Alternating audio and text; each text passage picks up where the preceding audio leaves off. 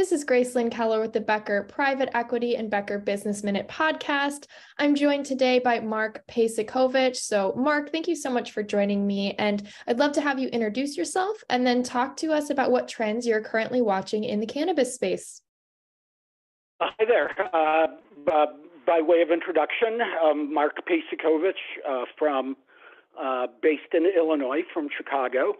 And I am the managing partner of MBM Advantage, which is a public affairs and lobbying consulting firm.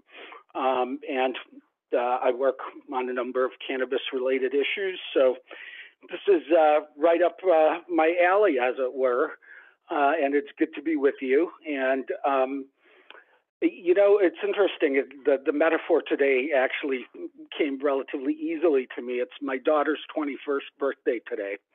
And I was just thinking about how, scarcity is sometimes part of our calculation of value. And so, on your 21st birthday, you're going to hit a bunch of bars. You're just so excited. It's a novelty. I'm in my 50s. It's no longer a novelty.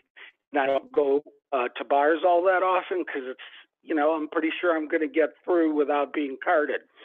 And so it's sort of similar with cannabis. It seems that when it was, less accessible and sort of naughty and more stigmatized, there was a higher value placed on it. These days, it's getting easier and easier to obtain it just by going to a store, just like a gallon of milk. And so I think the values, both of the product are, somewhat going down, but also the giddiness about the industry overall. And so we're sort of seeing an effect, Illinois, where I am, and Missouri next door, a typical example.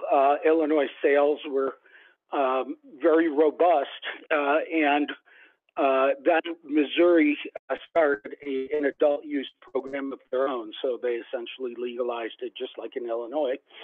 And lo and behold, their taxes are lower. People are going there rather than coming here.